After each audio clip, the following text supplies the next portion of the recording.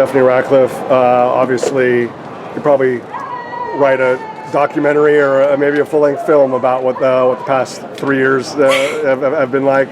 Yeah. Please put it into your eloquent words. Yeah, I mean, well, 2023 was a great year. Like, you know, first time competing on the college scene. Honestly, kind of like improved by nearly 10 meters. So that was like a crazy kind of start, a real start to my career. And then last year, unfortunately, got injured, but still made it back. Made the Paris Olympics. That was incredible, amazing. And yeah, like just been building my way back slowly this year. Unfortunately, I got injured again, like after the Olympics. So it's just like injury, compete, that's all right. I feel like we're super healthy now, like finally building. Got a season's best, like it's the furthest I've thrown since 2023. So really good start to like really good end to the like collegiate season and my collegiate career, and a great start to keep building for the international season. How did it feel to see 71 meters again? As you said, furthest throw in 2 years. Yeah, I mean, it was nice to like obviously get a season's best, get 71. But I mean, I want a PB, so I'm not happy yet. So I'll just keep working at it, keep building. So I'm excited to see what's to come. Knowing how this meet went for you last year, is it the emotion right now? Is it relief, redemption, excitement, all of the above? A lot of relief. I feel like I can breathe again. Yeah, obviously fouling out last year, that's not what I wanted. And like there's a lot of memories that come with that, a lot of emotions that come with that.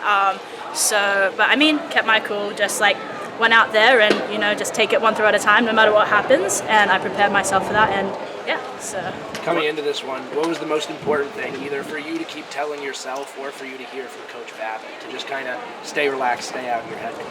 Well, I feel like my number one cue or my number two cues were like relax and have fun, you know, and just like kind of, I don't know, the last like 2 days I've kind of just found a lot of peace and a lot of acceptance, and like whatever happens, like happens, and I just have to accept that, and really just go out there and throw and have fun, and like that's all I can do. Like there's nothing more I can do than that. So. You mentioned relief. When did that relief start to set in? I mean, when I got my first throw in, that helped. I know it wasn't like a great mark, but just like it not going into the cage, it was really nice. And then I feel like when I threw 71, that's like, okay, yeah, that we're good. And then, I mean, I really wanted to build from there. Unfortunately, didn't line up the one I wanted up, but that's all right. Just got to keep going for it. 2 significant achievements today. I don't know how significant you will find them, so that's why I ask. Only, much like Mark did, only athlete to ever win for 2 schools. Only athlete to ever win in non-consecutive years. Okay. What, if anything, do those achievements mean to you in collegiate history? I mean, I kind of just want to go out there and do my best. Like, end of the day, whatever comes with that, comes with that. But like, it's just like, it's me versus me. Every time I get into that circle, whether it's training, whether it's a competition, whether it's NCAAs. So, end of the day, it's like, it's cool, I guess. But again, I just want to throw far. Yeah, but the fact that this year, unlike 2023, these 10 points are probably the biggest 10 points that you've ever contributed in your career, like knowing what's on the horizon. Yes. You obviously with your 3 javelin throwers later with yes. Kelsey, like how much pride does that bring you that this is something bigger than Stephanie Ratcliffe, bigger than Australia, bigger than Georgia? Yeah, no, it means so much to do it for the team as well. Obviously, it's nice to win for me, but like, end of the day, like we have such a good chance at this women's team championships, and I'm so excited to see how everyone does. We've got an incredible team, and it's like, it's so nice to like. I feel like there's a little bit of extra pressure being the first person. I'm like, okay, I have to go out there. I have to do my job first, like kickstart everyone else, like get everyone else in a good mood, like just to go out and do their thing. So it definitely means a lot to do that for the team. Were there any good words of advice last night for all the girls of Georgia just going in today knowing how much this means?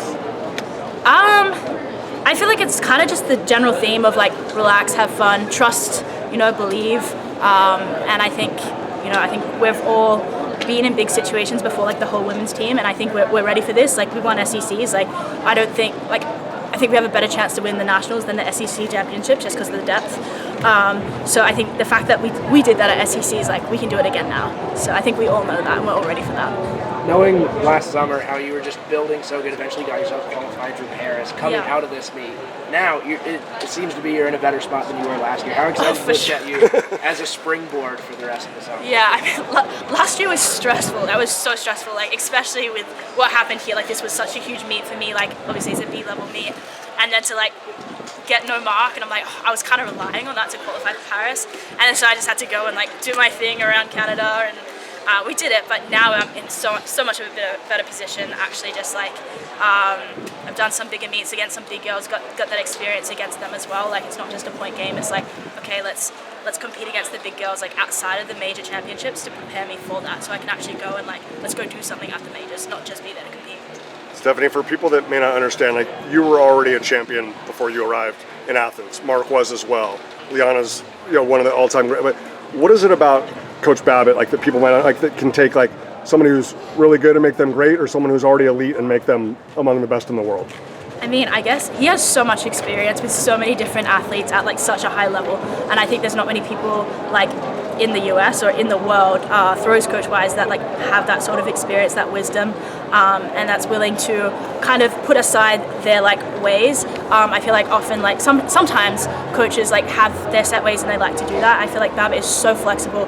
He's really coaching athlete specific, like it's not a cookie cutter kind of process, and I think that's so huge, especially like obviously in sport you have injuries and you have to work around that, and he's so great at just like modifying and like making it super individualized so we can be prepared for every competition we have. Yeah. Thank you.